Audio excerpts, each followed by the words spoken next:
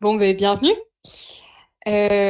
Pour démarrer cette session, on va commencer par quelques mots introductifs de la part des différents participants des deux laboratoires et de l'Association française de linguistique appliquée. Ensuite, on vous expliquera un petit peu le format, les différentes rencontres, et ensuite, on y va, on rentre dans le vif du sujet. Grégory, est-ce que tu veux commencer ? Alors, merci beaucoup. Je souhaitais remercier bien sûr les deux organisatrices de ce séminaire qui ont réussi à proposer un format adapté face à la situation pour arriver à perler un tout petit peu, en tout cas, ces échanges pour arriver, on l'espère, en juin à une journée qui pourra se tenir en hybride au moins, éventuellement en présentiel dans le meilleur des cas. Je tiens également à remercier les deux directeurs et directrices des laboratoires qui ont soutenu l'organisation de ce séminaire. Et enfin, l'ensemble des intervenants, alors aujourd'hui Philippe Blanchet et Daniel Candel, mais de nombreux intervenants se succéderont dans ce séminaire. Alors rapidement, un tout petit mot sur l'AFLA. Donc bien sûr, pour un certain nombre d'entre vous qui connaissaient déjà l'histoire de la linguistique appliquée en France et dans le monde et qui allaient certainement le redécouvrir aujourd'hui avec ce séminaire introductif. Alors encore une fois, voilà, l'AFLA en France a une histoire assez particulière et un numéro coordonné notamment par Daniel et ses collègues ont permis de mettre en évidence ce caractère à la fois français et européen qui a pu émerger de manière polycentrique. En tout cas, on retrouve dans l'AFLA, en tant qu'association actuellement, un espace de dialogue et de collaboration à travers des chercheurs qui travaillent dans différents domaines des sciences du langage, mais toujours dans cet objectif de répondre à des besoins économiques et sociaux. Et bien sûr, cet objectif n'est pas spécifique à la linguistique appliquée. On la retrouve dans de nombreuses approches, ou en tout cas, on a beaucoup de termes, donc je sais que quel que soit le terme que j'utiliserai ne sera pas bon, mais en tout cas dans la sociolinguistique, la didactique et bien d'autres domaines. Donc voilà, donc c'est autour de cela, je pense, qu'on pourra se retrouver à travers les différentes interventions qui seront faites aujourd'hui. Alors, juste pour signifier, donc nos deux dernières publications, c'est de 2019 et de 2021. 2021 qui paraîtra au mois de juin. Et donc, on retrouvera dans deux numéros partagés avec les études de linguistique appliquée, avec laquelle nous avons un partenariat maintenant depuis quelques années.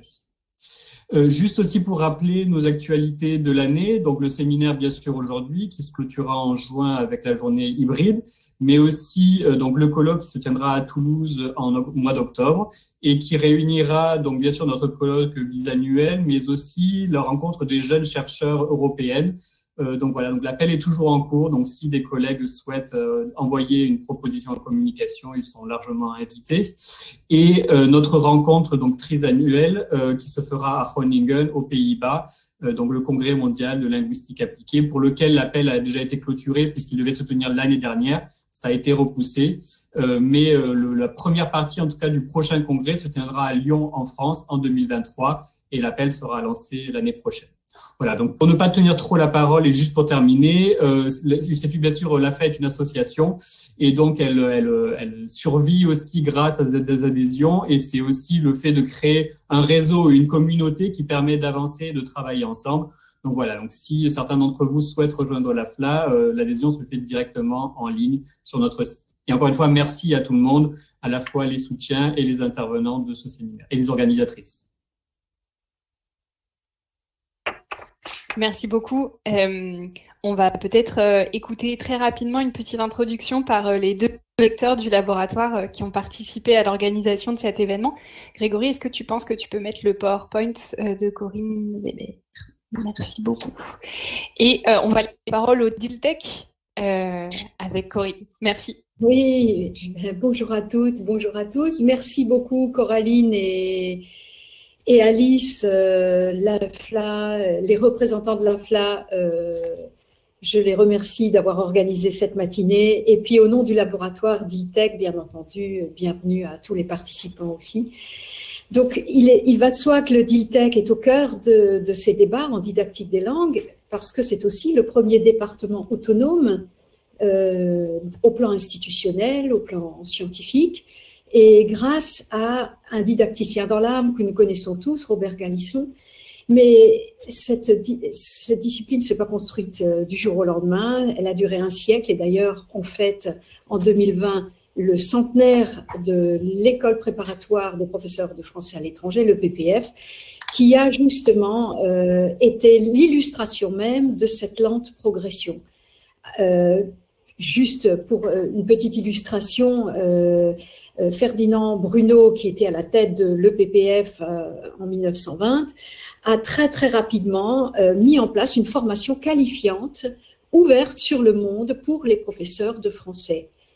Non pas de français langue étrangère, mais à l'étranger, du français à l'étranger. C'est ce qui est marqué dans les textes officiels. Donc, il s'inscrit dans une longue configuration scientifique aussi, une configuration en émergence, mais qui est effectivement très longue. Et les archives que nous sommes, Alice en est l'une des principales mains et qui classe et trie toutes ces archives toutes les semaines, eh bien, elle marque cette lente évolution depuis 1920. Donc, le questionnement de cette matinée, est-ce que la linguistique appliquée est une discipline de combat? Eh bien, le rôle des chercheurs qui interviennent dans les dispositifs et les institutions avec ces enjeux, ces débats, est aussi marqué de conflits et de positionnement. Et bien entendu, moi, je ne vais pas dire grand-chose, mais je crois qu'il est impossible d'évincer les relations entre les dimensions temporelles et contextuelles de cet objet que vous interrogez durant cette matinée. Il y a bien entendu une idéologie très très marquée dans la construction de cette discipline. Et quand on parle linguistique appliquée, le rapport à la langue en arrière-plan, avec son idéologie forte, je pense notamment aux travaux d'Auroux, depuis les grammairiens de Port-Royal, est vraiment, vraiment très, très importante, avec la norme qui agit sur les acteurs sociaux, et inversement, c'est les mêmes acteurs qui ont fait bouger la langue. Je parle de la langue parce qu'on est au cœur toujours de ce débat, avec notamment beaucoup de fantômes idéologiques d'une normativité homogène et figée qui se sont enracinés notamment dans le langage parlé depuis la seconde partie du XXe siècle. Ce modèle de la langue française, eh bien, il se trouve à un point critique et doit faire face à des défis sociaux, épistémologiques et méthodologiques.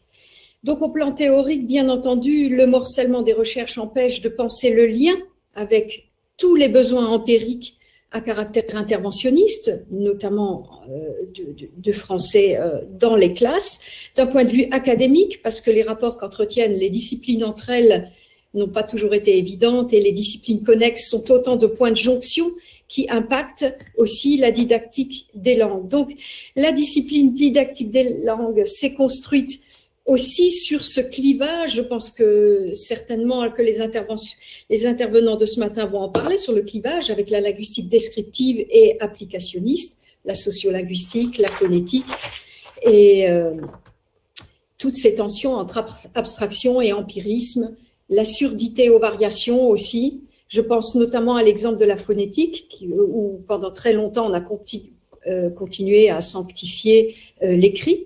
Et je pense notamment aux collectes sonores de Ferdinand Bruno dans les années 1917-18, qu'il a menées d'abord au Collège de France, n'ont pas été admises à l'université.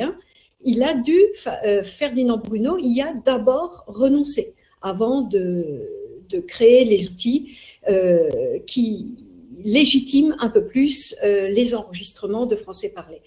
Donc, en questionnant les limites du langage, avec Passy, Rousselot aussi, Ferdinand Bruno, toutes ces personnalités ont tracé les lignes de l'épistémologie des sciences du langage et ont justement questionné ces limites. Donc, tout est à faire dans les rapports possibles entre les catégories de la langue et de la parole à ce moment-là, mais au plan institutionnel, on sait aussi que le fossé entre les variations reste véritablement saillant, et qu'il faut, pendant très longtemps, tout faire pour en censurer les traits. Donc, dans les années 90 encore, donc là, je fais un rapide pas depuis 1920 aux années 90, on dénonce encore la faiblesse des concepts théoriques et méthodologiques de ces tensions qui ressurgissent sans arrêt. Et en témoigne ma propre trajectoire, je vais m'arrêter là-dessus, qui n'était autre qu'un combat. Donc on entre dans le titre de cette journée. J'ai fait mes études dans les années 88-90 avec une thèse qui, à ce moment-là, était en linguistique et phonétique. Hein, c'est marqué sur la couverture, soutenue en 1992. Et il est clair que ma thèse touchait de très près à l'enseignement-apprentissage dans des contextes diversifiés. La notion de contexte était à l'état embryonnaire, elle n'était absolument pas considérée. Et donc, de nombreuses universités n'ayant pas de maquette de didactique du FLE, c'était le cas à l'Université de Strasbourg où j'ai fait mes études, la dépendance forte avec la linguistique qui était tout à fait dominante dans les UFR. C'est encore le cas de certaines universités françaises, mais au plan institutionnel et scientifique, ça avait des conséquences terribles. Donc moi, j'ai essayé, par rapport à des contextes d'enseignement-apprentissage, de FLS, de FLE et de français langue maternelle dans les classes, disciplines qui n'étaient pas identifiées comme telles, j'ai voulu comprendre la construction de l'échec à l'écrit d'élèves en difficulté, à travers leur discours métalinguistique, métacognitif, de ces élèves qui écrivaient par exemple, on fait la vaisselle, le on, O-N-T-S, ou alors qui conjuguait tous les verbes en ER. Il disait, madame, moi, de toute façon, je n'ai jamais rien compris aux conjugaisons et aux accords, donc je mets ER partout dès que j'entends le son et. Ces élèves avaient 16-17 ans. Ils étaient en lycée professionnel. Je ne parle même pas du participe passé qui était une véritable catastrophe pour eux et en termes de vécu par rapport aux règles. Je suis allée voir un éminent linguiste de Strasbourg pour discuter justement de toutes pour essayer de prélever et de faire une typologie des erreurs. Et on me répond, mais vos élèves ne comprennent pas la problématique du complément antéposé. Ça m'a marqué, la preuve, je m'en souviens encore. Pourquoi?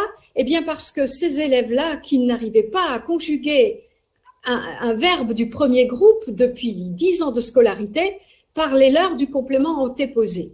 Et donc, il aurait fallu que je ramène ces problèmes aux questions de linguistique, voilà, de linguistique pure.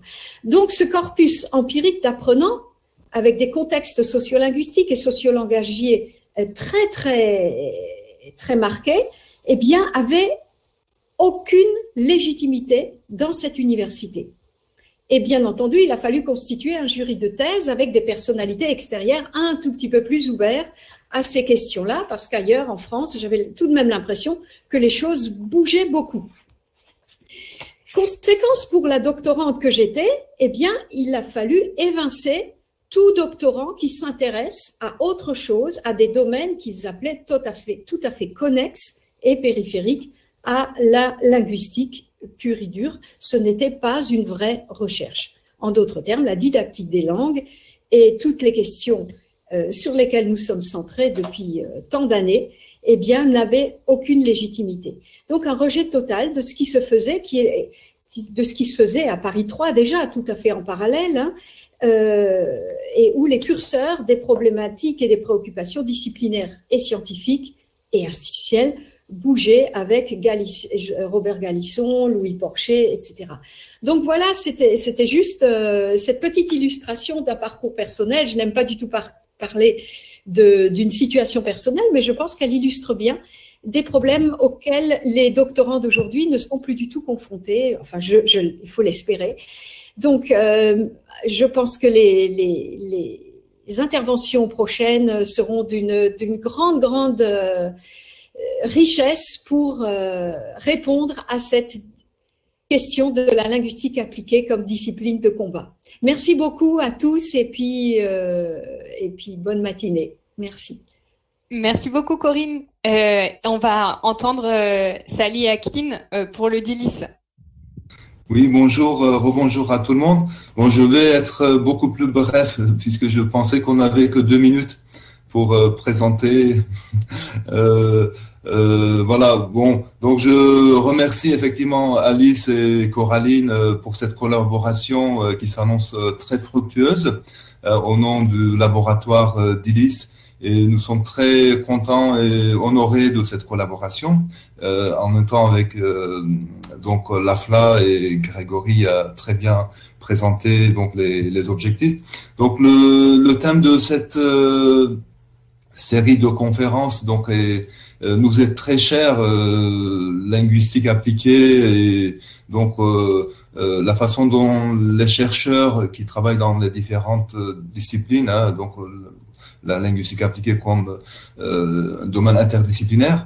L'école rouennaise en France a fait, je pense, pionnière donc dans ce domaine-là, avec nos collègues maîtres Jean-Baptiste Marcellesi, Bernard Gardin, Louis Guépin, donc qui ont fondé les bases de cette sociolinguistique, et tous ces chercheurs donc étaient bien sûr interpellés par les objets hein, qui s'étaient donnés à étudier, donc que ce soit la langue, la variation, le discours, notamment le discours politique, et on voyait déjà dans leur recherche donc les traces hein, de cet engagement, hein, parce que c'était aussi des citoyens, et ils répercutaient donc dans leur recherche.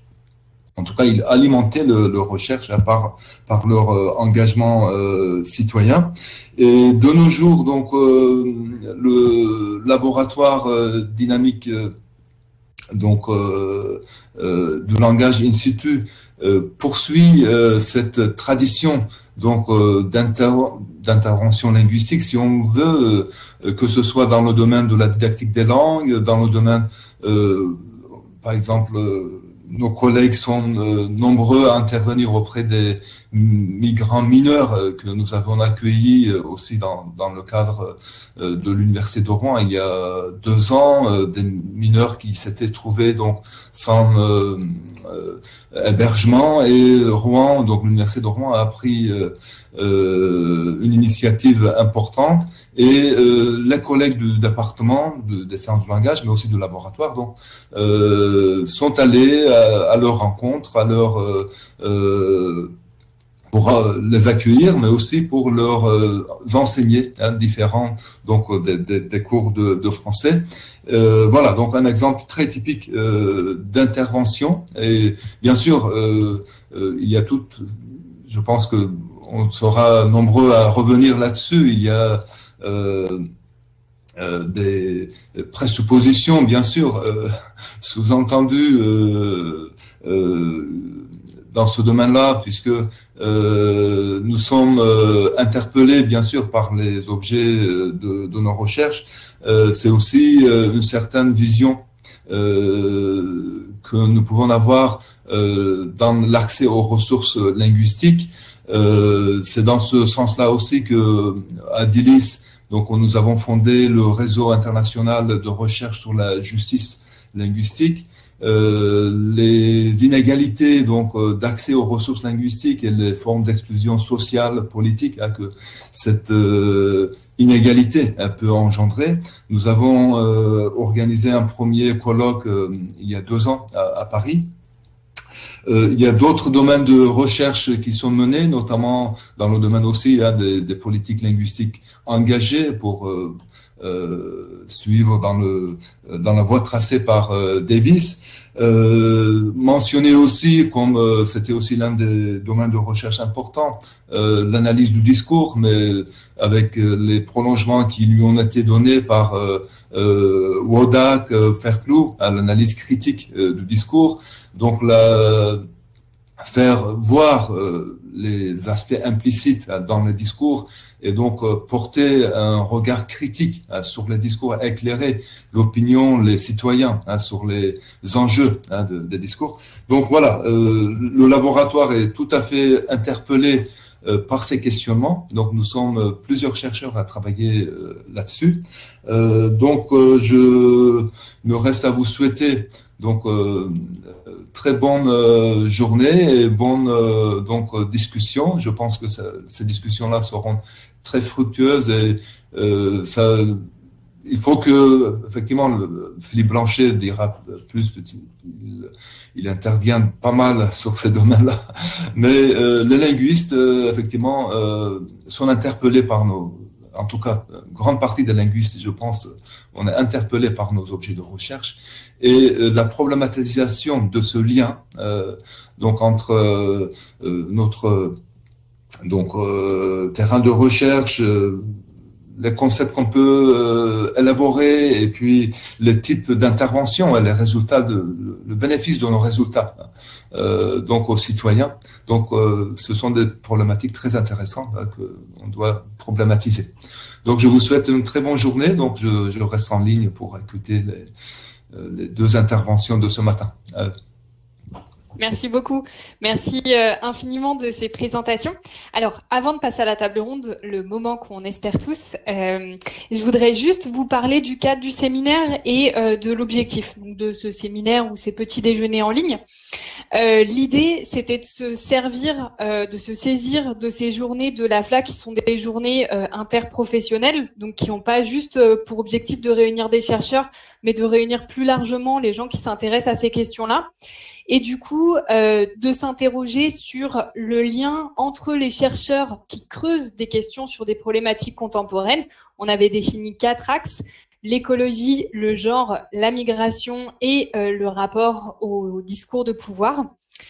Donc d'interroger le lien entre ces chercheurs qui creusent ces questions et les militants qui interviennent sur ces terrains-là. L'idée, c'était du coup de faire dialoguer les militants avec les chercheurs pour interroger les processus de production et de diffusion des savoirs sur ces terrains-là. Alors, on le verra au fur et à mesure des séminaires que pour lesquels je vais juste vous rappeler rapidement les dates, que le positionnement d'un côté chercheur et de l'autre côté militant, en réalité, est beaucoup plus flou pour nombre d'entre nous. Mais du moins, l'idée, c'était formellement de mettre en dialogue des associations de militants avec des gens qui s'intéressaient à ces questions-là du point de vue de la recherche. Alors, donc, on va avoir 4 rencontres après celle-là. On a une rencontre le mercredi 17 février avec une chercheuse qui s'appelle Amal Khalifa autour des questions de migration, d'enseignement et des langues et de migration. Une intervention le mercredi 10 mars, donc en fait c'est un mercredi par mois, plus ou moins au milieu du mois, d'Aaron Arnold, qui est un chercheur qui s'occupe de questions de genre et de voix. Une intervention le mercredi 7 avril, avec Clémentine Rubio, qui s'intéresse, qui nous présentera un terrain de recherche à Jérusalem et qui s'intéresse aux questions de pouvoir autour de l'enseignement du français à Jérusalem. Et enfin, le mercredi 5 mai, une session par Marie Questin autour du rapport au discours politique et médiatique sur l'écologie. Donc, l'idée, c'est que ces séminaires, donc ces rencontres régulières, donnent lieu ensuite, si tout va bien et si on y arrive, à une rencontre en présentiel dans laquelle il y aurait des ateliers. Et l'idée, ce serait de travailler ensemble sur des corpus pour mettre au dialogue aussi bien les chercheurs que les militants. Donc, on travaillerait tous sur des corpus ensemble dans des formats d'ateliers. Si jamais on n'arrive pas à le faire en présentiel parce que d'ici là, c'est la fin du monde, on inventera un nouveau format en ligne et on réfléchira à comment ça peut être interactif. Mais voilà, on aura une autre solution, vous inquiétez pas. En tous les cas, merci infiniment à Daniel Kandel et Philippe Blanchet et je passe la parole à Coraline. À vos cafés. Ouais. Merci beaucoup, Alice. Donc, notre premier webinaire prend aujourd'hui la forme d'une table ronde qui a pour objectif d'interroger les notions d'engagement et d'intervention, vous l'avez compris, en linguistique appliquée, et de comprendre la place du chercheur par rapport aux politiques. Donc, elle réunit Philippe Blanchet, permis de présenter, professeur des universités à l'université Rennes 2 au sein du laboratoire Préfixe, spécialiste de sociolinguistique, de communication plurilingue et interculturelle et de didactique des langues, et Daniel Kandel, chercheur CNRS aux universités, membre associé du laboratoire HTL. Et ses recherches sur les pratiques techniques et leur histoire, sur l'histoire des et elle est experte en politique linguistique, particulièrement en terminologie et en néologie. Donc un grand merci avec nous aujourd'hui et d'introduire notre cycle de séminaire. On va commencer cette table bien par une première question qui s'adresse à vous deux et vous dans l'ordre que vous voulez. Vous vous considérez un chercheur comme une chercheuse engagée. Je laisse la priorité à Daniel. Daniel, le micro. Voilà. Merci beaucoup à tous les organisateurs. Merci à l'AFLA, Grégory Miras, précédemment Jean-Paul Mercicombe, et aux présentateurs d'aujourd'hui. Alors, en avant-propos à la question 1, le titre de la journée, la linguistique appliquée est-elle une linguistique de combat? Je dirais que pour répondre, on peut d'abord poser, et c'est ma deuxième diapo, on peut poser la question sous les formes suivantes. Est-ce qu'elle est une discipline? Est-ce qu'il s'agit d'une discipline? Moi, il me semble qu'elle recouvre plutôt un secteur de la linguistique, un ensemble de disciplines dont la didactique, la sociolinguistique, la lexicologie, lexicographie, terminologie, et il y en a pas mal d'autres, et je passe à la planche suivante. J'aimerais faire un petit historique, si vous me le permettez, de l'institutionnalisation de la linguistique appliquée, sujet sur lequel il m'est arrivé de travailler ces dernières années. J'avais retenu quatre étapes. Ensuite, je passe à la question 1. 4 étapes, 1950 à 1960, avec une citation de Daniel Coste, 1989, qui fait assez bien le point. Scientificité empruntée aux mathématiques et à la technique. Quantification, statistique, traitement automatisé, enquête, expérience, études empiriques, mesures, travaux d'ingénieurs. C'est une première étape dans l'histoire de la linguistique, de cette institutionnalisation de notre domaine. Deuxième étape, la fin des années 60, avec le rôle croissant de l'interdisciplinarité, ce que les Allemands appellent les Bindestrich Disziplinen. J'aime bien les termes à trait d'union, hein, donc ceci et cela, psychologie et linguistique. Glottopolitique, bon, il y a plein d'autres exemples. 1969, c'est presque l'étape suivante, là, oui. 15 domaines rappelés au second colloque de Laïla à Cambridge en 1969, dont l'analyse computationnelle, la sociolinguistique. Et puis au début des années 70, vraiment la sociolinguistique qui s'implante bien, l'analyse de discours, la psycholinguistique. Voilà, je pensais aussi aux travaux de linguistique appliquée décrits par exemple par Julien Longhi la semaine dernière dans son séminaire, une explosion de travaux. Voilà, là j'en arrive à la question numéro 1, qui est ma 4e planche. Est-ce que vous vous considérez comme un chercheur, une chercheuse engagée?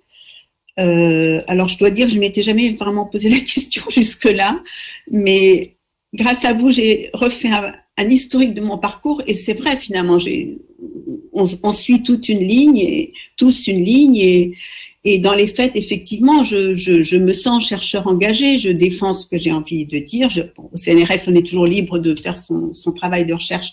Je le fais, je continue avec plaisir. Comment définir combat, lutte, engagement? Bon, on connaît les titres de Agege, combat pour le français, de Chevalier avec Encrevé, combat pour la linguistique, de Martinet à Kristeva. Et puis, j'ai retenu cette citation de Louis-Jean Galvet, faire de la linguistique engagée, ce que j'ai appelé de la sociolinguistique, c'est prendre au sérieux l'adjectif humain dans sciences humaines, c'est vrai, on y pense peut-être pas toujours, et se demander ce que les langues nous apprennent des sociétés dans lesquelles vivent ceux qui les parlent. Voilà, et j'en arrive à ma planche 5, avec la planche suivante, donc, avec un retour sur quelques expériences, engagements. Donc, ça va être la diapo suivante. Hein. Toujours la prise en compte de la variation linguistique. avec l'enseignement du français langue étrangère. Là, je retrace un petit peu mon voyage en linguistique appliquée, une étude de sociolinguistique sur les usages oraux en banlieue parisienne. J'avais complètement oublié ce travail au tout début. Il s'agissait de faire un grand rapport qui s'appelait Matériaux pour la constitution d'un corpus de français parlé, ATP du CNRS, dont s'occupait Bernard Quémada à Villetaneuse, où évidemment j'avais fait la connaissance aussi de Galisson. J'ai travaillé avec lui, puisqu'on le citait tout à l'heure. Ça, c'était sur les variétés régionales du français. Et puis, en lexicographie, j'ai été embarquée dans ce grand dictionnaire, le trésor de la langue française. C'est un travail qui m'a énormément prise. Et dans un tel dictionnaire sur corpus, chacun avait la possibilité dans ses articles de révéler toutes les variations du français. Ce n'est pas uniquement le langage académique. On se réfère aussi au langage académique, mais avec grand plaisir, je détaillais là toutes les variations, toutes les variétés, qu'elles soient qualifiées ou pas, populaires ou pas, de ce qu'on trouve dans les textes. Et c'est un travail très, très intéressant à faire d'un point de vue aussi sociolinguistique. On n'y pense pas assez souvent, grâce à l'exploitation de ce grand corpus informatisé. La planche suivante, je continue sur ma trajectoire, qui peu à peu m'a amené vers la terminologie, puisque je m'intéressais au vocabulaire scientifique et technique, entre autres, dans le trésor de la langue française. Et en terminologie, même en terminologie officielle, quand on impose des termes français pour éviter l'anglais, on peut travailler sur toutes les variétés, et c'est ce qui m'intéresse dans ce travail-là. Curieusement, c'est un travail normalement de terminologie pure et dure, mais pas du tout dans ce cas-là, puisqu'on analyse les besoins en termes français. On peut se permettre on discute avec les experts, on discute avec les experts des domaines sur toutes les manières de ressentir un terme en anglais ou pas, de trouver son équivalent ou pas exactement en français, puisqu'en français, la notion est utilisée différemment de ce qu'elle est, par exemple, aux États-Unis. Tous ces éléments-là de variété linguistique sont extrêmement enrichissants. Et puis il y a aussi le niveau du travail plus haut à la FNOR-ISO, où je participe à la commission de terminologie de la terminologie. Voilà, le domaine de la linguistique appliquée, dans ses variations, je précise pour Philippe Blanchet que j'ai moins de planches pour les autres questions. Dans ses variations, son histoire, son évolution, c'est quelque chose qui a continué à m'intéresser. Et j'ai aussi été amenée à travailler sur le nucléaire. Marie Kalberg a fait sa thèse sur le nucléaire, a eu d'ailleurs le prix de la recherche appliquée en terminologie. Là aussi, travailler sur la manière de ressentir la terminologie nucléaire, c'était en interrogeant les spécialistes des domaines, les experts, c'était très linguistique appliquée. Voilà donc la planche suivante, et c'est la dernière pour la question 1, j'en aurai moins comme je dis pour les autres. Engagement, action du chercheur engagé, eh bien c'est le fait de s'impliquer spontanément, pour moi ça a été le cas tout le temps spontanément, de se situer, je le constate a posteriori, de militer pour retracer le mouvement suivi et ses résultats et faire des rappels historiques à destination des plus jeunes. Je me rends compte maintenant que c'est utile. Voilà pour la première question. C'est tout pour ma part. Très bien, donc c'est mon tour alors. Ok, très bien, merci beaucoup. Merci pour votre invitation à réfléchir à ces questions-là tous ensemble. Alors, je vais répondre directement à la question. Est-ce que je me considère comme un chercheur engagé? La réponse est pour moi oui, et c'est mûrement réfléchi depuis longtemps.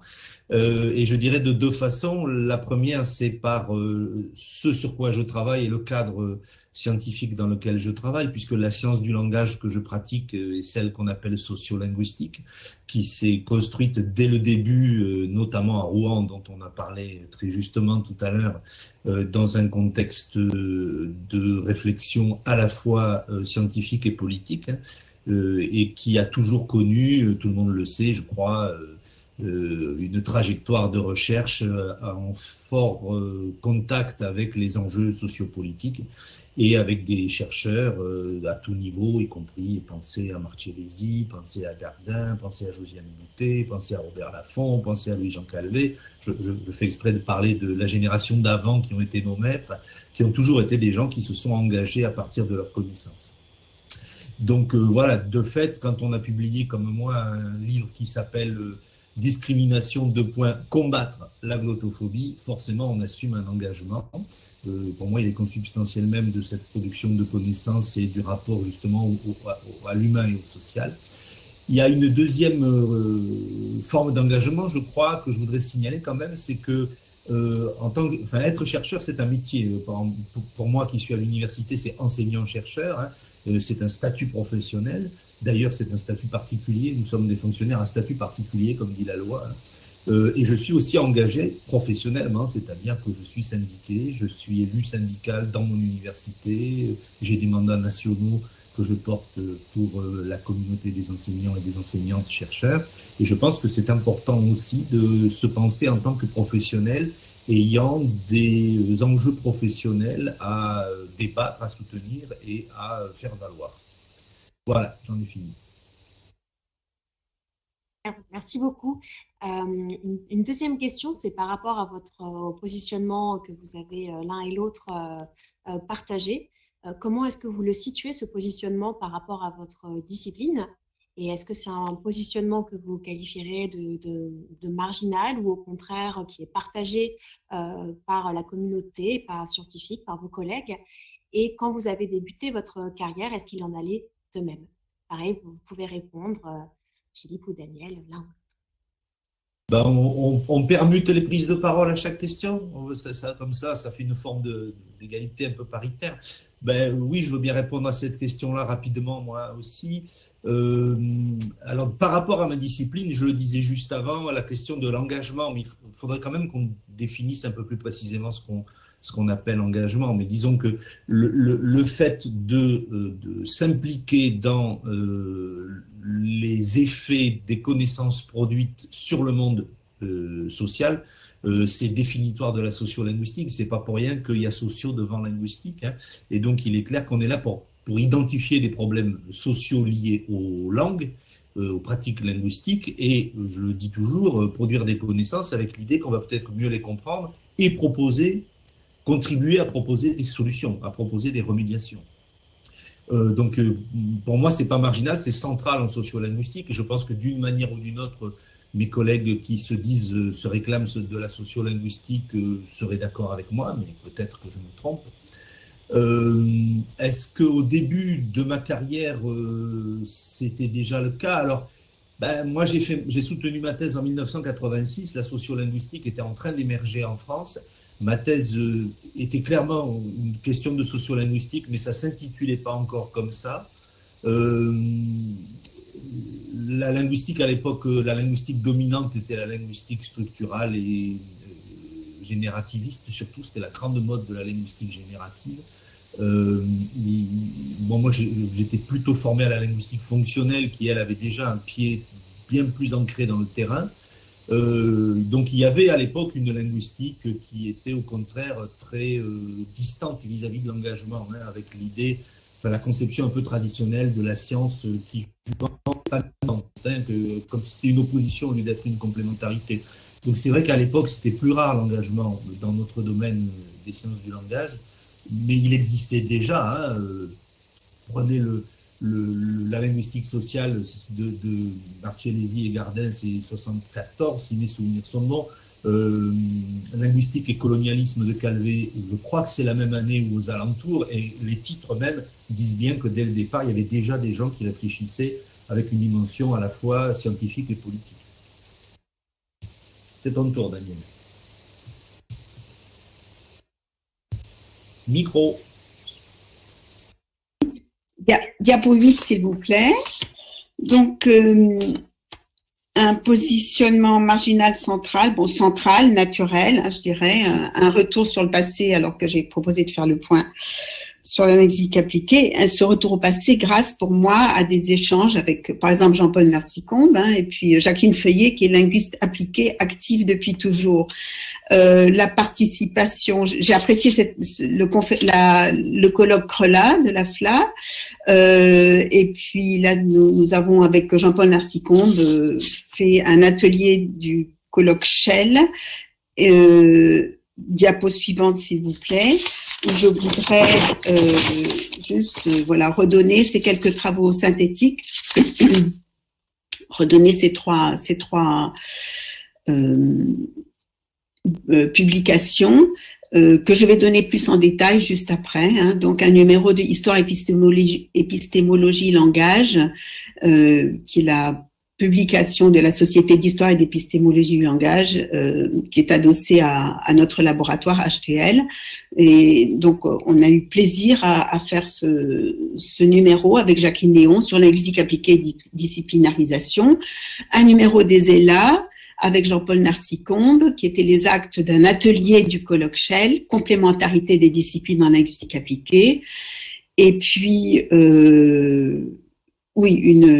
une communication à la journée de l'AFLA l'année dernière à Cergy-Pontoise chez Julien Longhi. On peut passer à la suivante, s'il vous plaît, où je voudrais redonner le détail parce que c'est intéressant et ça parle tout de même. On a essayé de faire un petit tour de la question dans ce numéro de HEL en 2011 que nous avons organisé. Andrew Lynn de Grande-Bretagne et Jacqueline Léon ont accepté de faire cette étude avec moi et ça a été tout à fait agréable d'orienter HEL sur la linguistique appliquée.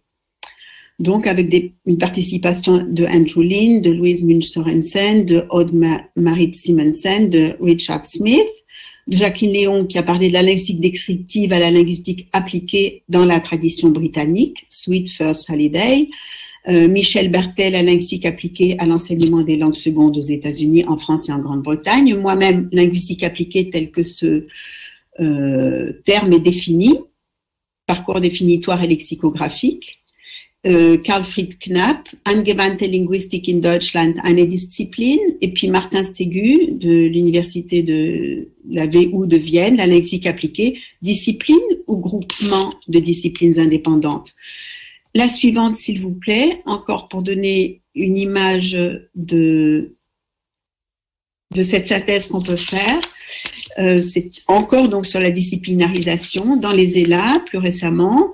C'est ce que nous avons fait avec Jean-Paul Mercier-Combe à la suite d'un atelier du colloque Shell chez nous à l'université Paris Diderot, enfin l'université de Paris, avec des titres que vous voyez tels que linguistique pure ou linguistique appliquée chez Didier Samin, des commentaires aux remarques dans une période plus reculée de la langue française chez Doug Kiby, Carla Aviles qui a parlé des langues en danger, Jacqueline Feuillet et moi-même, nous avons retracé les débuts de la linguistique appliquée à Nice, autour notamment de Pierre Guiraud, qui avait lancé les choses.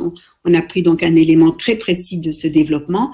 Marie-Françoise Mercier-Combe sur l'intervention en linguistique appliquée, Jacqueline Léon sur TAL et linguistique, Anne Condamine, la linguistique appliquée, elle appelle la linguistique appliquée, elle aime bien l'appeler linguistique située, et Jean-Paul Mercier-Combe l'a suivi là-dessus. Moi, j'aime bien continuer à dire linguistique appliquée.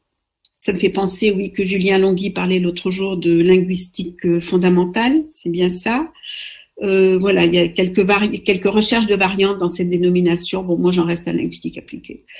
Angela Senis, qui a travaillé sur John Rupert Firth, et puis Jean-Paul Mercier-Combe, ouverture transdisciplinaire à partir d'une réflexion en acquisition des langues. Voilà. Eh bien, un dernier exemple sur la diapo suivante, s'il vous plaît.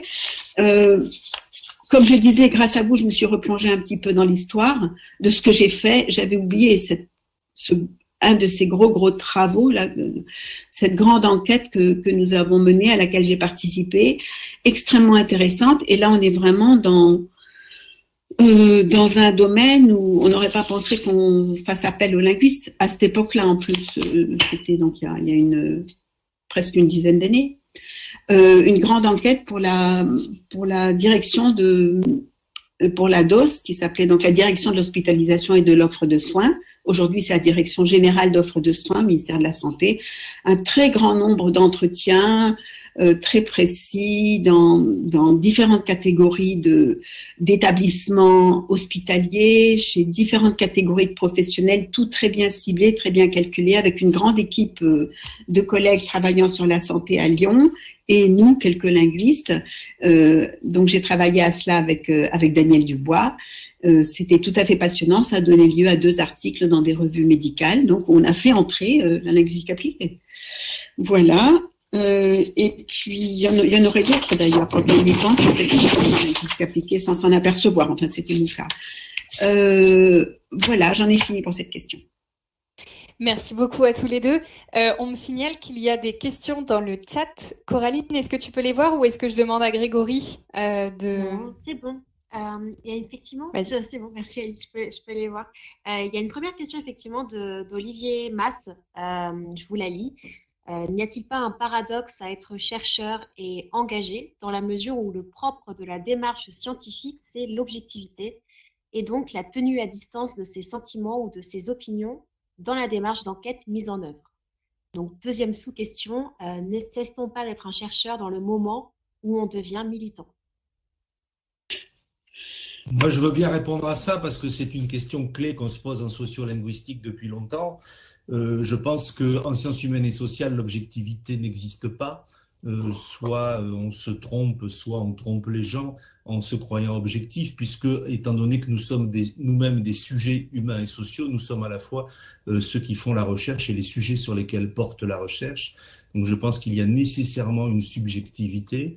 Je suis loin d'être le seul à la penser, hein. C'est un courant de réflexion qui est très largement répandu en sciences sociales. Et je pense que ce qu'on peut faire, c'est, alors pour le dire avec les termes de Bourdieu, c'est d'objectiver sa subjectivité. Moi, je préfère parler d'assumer sa subjectivité, c'est-à-dire de l'expliciter, de dire en quoi le point de vue que l'on construit est un point de vue et pas une absence de point de vue, qu'on n'est pas dans une neutralité. Je ne vois pas comment un sujet humain pourrait avoir une absence de point de vue et un regard neutre. Le fait même de regarder quelque chose, c'est déjà choisir de le regarder. Et donc assumer le point de vue en l'explicitant. Et moi, c'est ce que j'ai toujours fait, mais mes collègues le font tous, hein. Dans notre domaine, par exemple, l'une des attentes dans les mémoires d'habilitation à diriger les recherches, c'est de faire ce qu'on appelle sa biographie réflexive, à la fois en tant que chercheur et dans son rapport aux langues. Voilà. Et donc, je pense que c'est pas du tout une contradiction. Je pense même que c'est pas possible de faire autrement. Qu'au contraire, il faut le faire, mais en l'explicitant de telle sorte qu'on ne trompe pas les gens qui écoutent ou lisent les discours qu'on tient en tant que chercheur, parce qu'ils peuvent les rapporter au point de vue à partir duquel on produit ses connaissances, on tient ses discours et on en fait quelque chose dans le monde humain et social.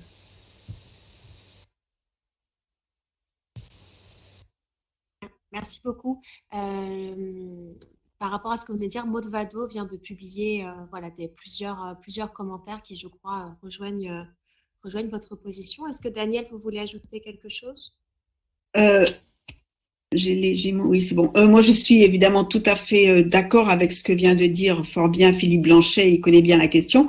Et je suis d'accord parce que tout en étant neutre, chercheur qui veut bien faire les choses, qui fait ce qu'il faut, ce qu'on lui demande de faire, on s'oriente dans une direction. On va défendre les idées qui nous paraissent les plus intelligentes, les mieux à faire partager.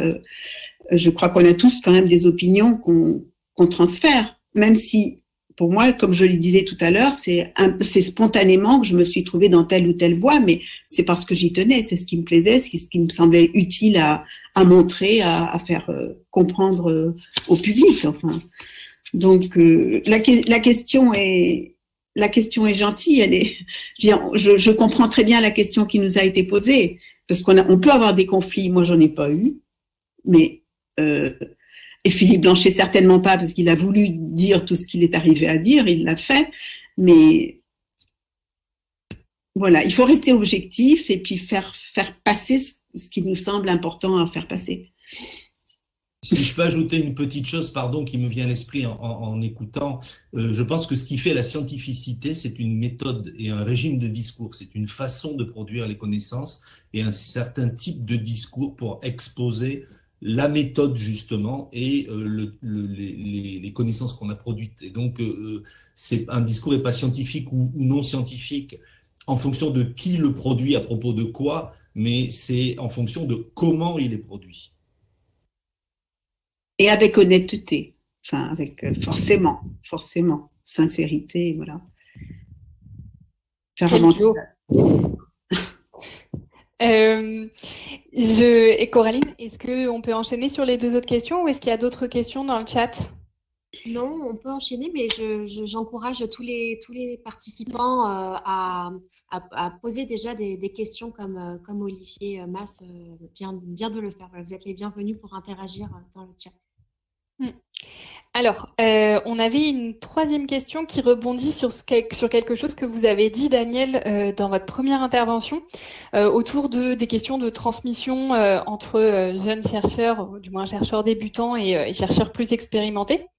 Et cette question, elle portait sur éventuellement un changement. Est-ce que pour vous, entre le début de votre carrière et maintenant, est-ce que vous avez perçu un changement dans cet engagement chez vous, chez vos collègues? Alors chez vous, vous avez commencé à y répondre, mais chez vos collègues, est-ce que le positionnement par rapport à l'engagement et notamment l'engagement militant a été modifié à l'intérieur de vos secteurs d'intervention respectifs? Est-ce que c'est moi qui dois répondre en premier du coup? J'ai mon micro.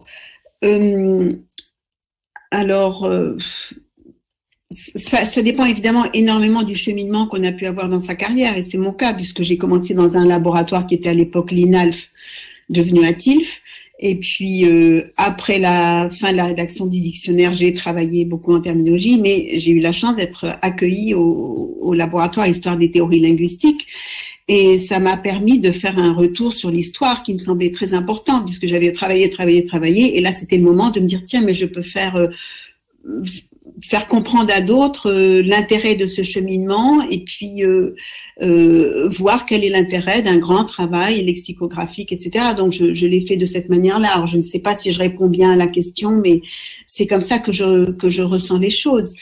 Donc il y a le laboratoire, il y a la revue, et plus que le changement des collègues, comme je le dis dans mon cas personnel, c'est le changement de cadre de travail. Ça va avec, alors voilà, et aussi l'expertise terminologique. Pour répondre à cette question, j'avais une diapo encore où je disais que, outre l'intérêt que je portais à ces collègues, c'est l'écoute des instances nationales. Alors, est-ce que je réponds exactement à votre question ou pas, vous me direz, mais en y repensant grâce à vous, je me suis dit, c'est vrai que les rapports CNRS qu'on nous demande chaque année, qu'on demande aux chercheurs, ont changé à un moment donné, et on encourage de plus en plus les chercheurs à faire aussi, enfin, par exemple, les travaux de vulgarisation, le faire savoir, sont de plus en plus pris en compte. C'est ça que j'ai remarqué aussi dans les dernières années, là, de nouvelles orientations reconnues.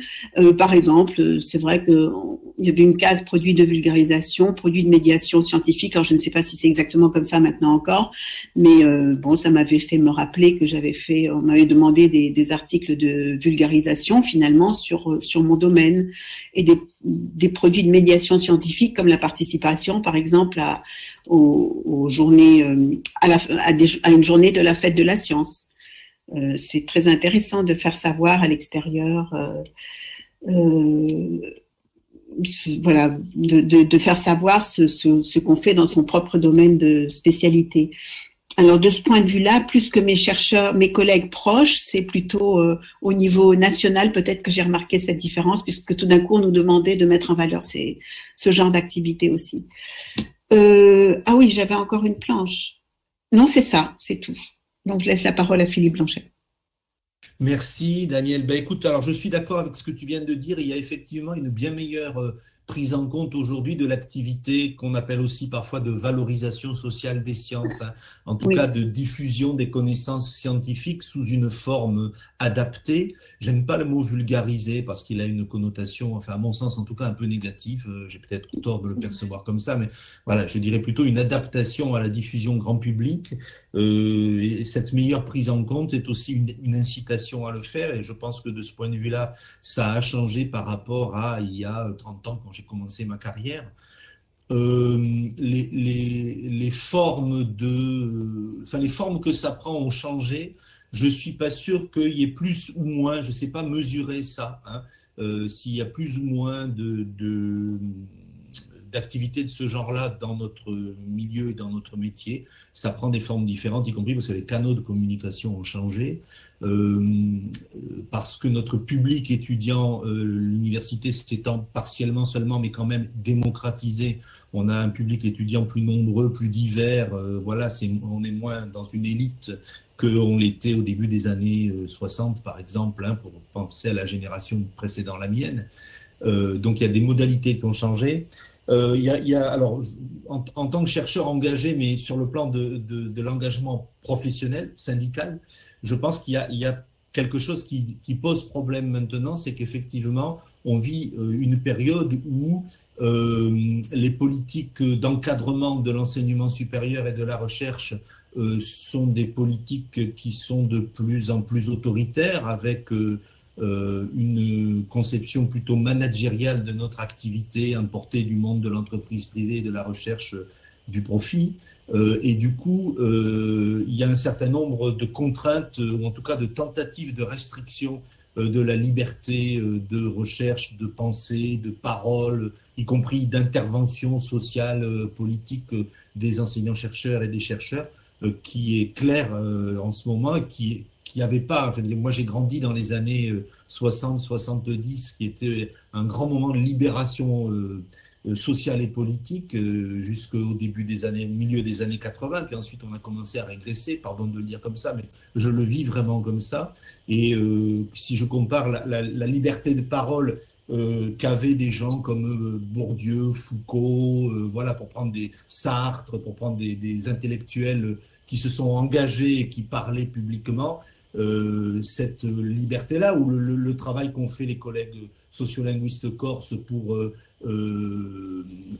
affirmer le statut de langue au Corse et la promotion sociolinguistique du Corse et donc sociopolitique, c'est des choses qui sont devenues beaucoup plus difficiles aujourd'hui parce que ces espaces-là, cette liberté-là est beaucoup plus contrainte. Et vous savez bien, il y a des chercheurs, je pense à Paul Ciblot par exemple, avait été poursuivi en justice par le Midi Libre, parce que dans un travail d'analyse du discours, il avait montré que dans les articles du Midi Libre, il y avait un arrière-plan xénophobe. Il avait, bon, apparemment ça s'est terminé, le procès n'a pas eu lieu, le Midi Libre a retiré sa plainte, mais quand même, voilà, on voit un média qui poursuit un chercheur pour ses recherches, et ça date, si mes souvenirs sont bons, des années 2000, voilà. Donc il y a quand même des problèmes qu'on a maintenant, je pense, qui sont vraiment des problèmes propres à la période. Merci beaucoup pour cette réponse. On aurait une dernière question et on va déborder un tout petit peu. Alors, est-ce que ça vous va si on prend 10 minutes de plus, 10-15 minutes max? Ouais. Super, merci beaucoup. Alors, la toute dernière question, elle concernait en fait le rôle pour vous de la linguistique appliquée dans les processus de transformation sociale. Mais du coup, je vais peut-être un tout petit peu la reformuler au vu de vos deux interventions sur cette troisième question. Est-ce que dans ce processus de régression sociale que vous avanciez, Philippe Blanchet et Daniel Kandel, est-ce que pour vous, quelle est la responsabilité du chercheur en linguistique appliquée et est-ce qu'il peut être moteur de transformation sociale? Et dans ce cas-là, pour vous, quelle est l'articulation entre cette position militante, y compris dans vos engagements personnels en dehors de l'université ou en lien avec l'université, dans des syndicats ou autres? Quelle est la bonne mesure et quelle est votre responsabilité et comment vous pouvez la mener? Je ne sais plus dans quel ordre on prend la parole du coup ce coup-ci. C'est moi? Oui? Bon, d'accord, merci Daniel. Alors, bon, petite parenthèse. Personnellement, j'emploie pas la notion de linguistique appliquée, hein, mais elle a son historicité. Je comprends qu'elle soit utilisée. Hein, c'est pas un reproche. Mais l'idée d'appliquer quelque chose me pose quelques petits problèmes. Je préfère parler de linguistique impliquée, ou pourquoi pas de linguistique d'intervention. Dans sociolinguistique, on parle beaucoup d'intervention sociale et politique. Pourquoi pas même engagée, moi je veux bien, et peut-être même militante. Hein. Mon collègue Thierry Bulot parlait de militance scientifique en faisant fonctionner ensemble deux termes que d'autres par ailleurs ont tendance à dissocier, voire à opposer. Alors moi je pense que nous avons effectivement un devoir, il est double. En tout cas, je me sens ce devoir et il est double pour moi. D'une part, parce que en tant qu'enseignant-chercheur, je suis salarié du service public. Et je pense que le travail que je produis est un travail que je dois rendre au public. Pas seulement rendre public, mais rendre public. Ce que je fais doit avoir, je vais mettre des guillemets, mais une forme d'utilité sociale, hein, au bon sens de l'utilité. Et donc, l'idée de produire des connaissances qui resteraient clôturées à l'intérieur du monde de la recherche, des intellectuels, des universitaires, me poserait problème, parce que du coup, qu'est-ce qui justifierait que je sois payé par la collectivité, par la communauté sociale, si c'est pour rester entre soi?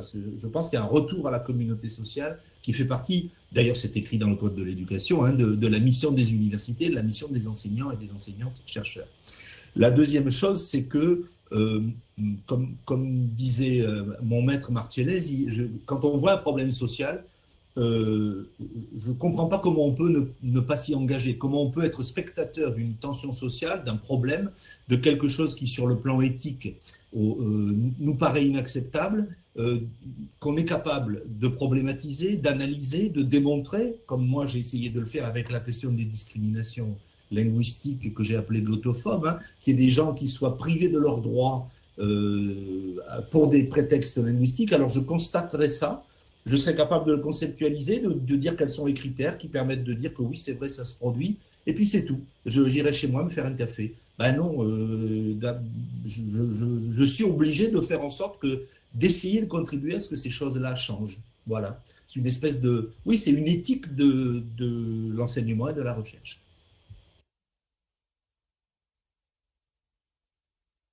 Vas-y, Daniel.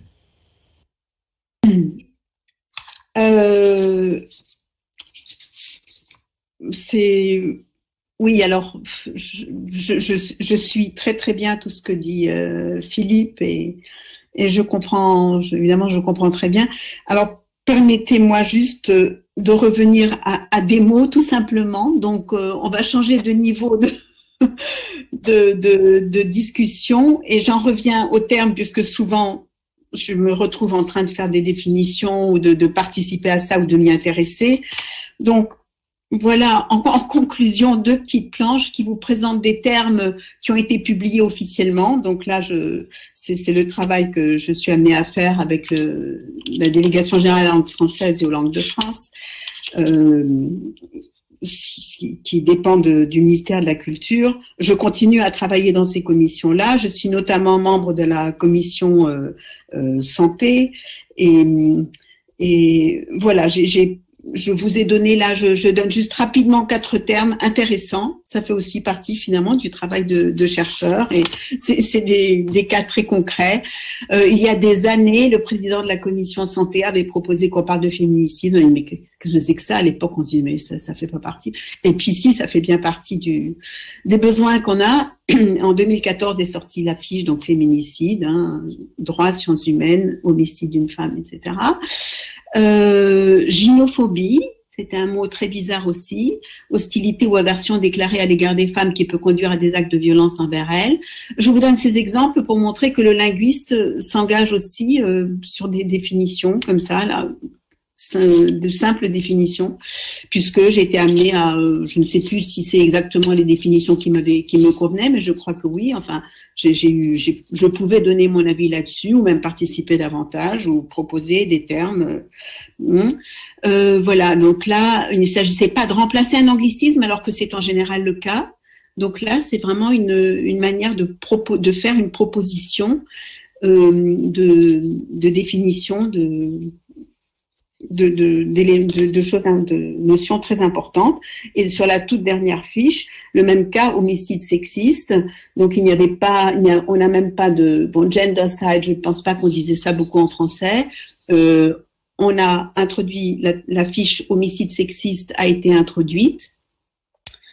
Un dernier cas de mon domaine de la santé. Alors là, c'était pour le cas de cocooning, mise sous cocon vaccinal. C'est un terme un peu compliqué, mais ce serait bien que ça s'implante, oui, pour remplacer le cocooning. Donc, on sort là du féminicide et autres. La mise sous cocon vaccinal, après tout, c'est un petit peu d'actualité, même s'il ne s'agit pas du même vaccin. Bon, ce sont des termes en français proposés pour aller dans le sens de l'évolution sociale, disons, mise sous cocon vaccinal, protection d'un nourrisson ne pouvant être vacciné, qui consiste à vacciner les personnes en contact étroit avec lui, avec une note qui explique bien.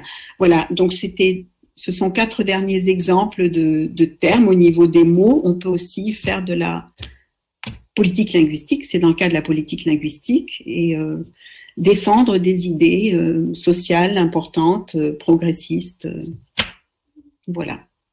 En français, en langue française. Merci infiniment. Merci beaucoup à tous les deux.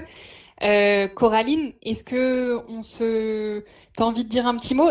Moi, je voudrais juste introduire Amal la prochaine, mais je te laisse faire une petite conclusion si tu as envie. Non, je veux juste pour la qualité des échanges. Merci. Je remercie également les échanges qu'il y a eu sur le chat de la Web TV, car il y a eu plusieurs personnes qui ont partagé des références entre elles, et merci à vous aussi d'avoir contribué à la réflexion. Alors, merci aussi infiniment d'être venu. On est vraiment très très heureuse et heureux, pour inclure Grégory, de l'intérêt que vous avez porté à ces rencontres ponctuelles. Je voudrais juste introduire la prochaine rencontre. C'est une formidable chercheuse qui s'appelle Amal Khalifa et qui a fait une recherche, elle vient de soutenir sa thèse récemment, sur l'enseignement des langues et particulièrement du français dans les camps de réfugiés, dans un camp de réfugiés en particulier à Zaatari. Elle soulève énormément de problématiques qui sont, je pense, très importantes. Du coup, on se retrouve le mercredi 17 février, pareil, de 9h à 10h pour l'entendre. Merci beaucoup à Daniel Candel et Philippe Blanchet d'avoir brillamment introduit les questions qui vont nous occuper jusqu'en mai. Voilà, merci de vous être saisis de ce format un peu... voilà, on est content. À très bientôt. Merci beaucoup à vous et merci aussi à tous les collègues qui ont assisté, qui ont participé. Je vais essayer de récupérer le chat là parce qu'il y a toujours des bonnes idées à prendre dans les réactions de nos collègues. Donc, merci. Ah oui. Merci Philippe. Je profite pour dire qu'effectivement, le chat et la session est enregistrée et donc sera disponible bientôt. Nous communiquerons dessus, voilà, à diffuser. Et donc, du coup, on pourra revoir le chat et les références partagées. Merci. Rendez-vous le 17. À bientôt. Au revoir.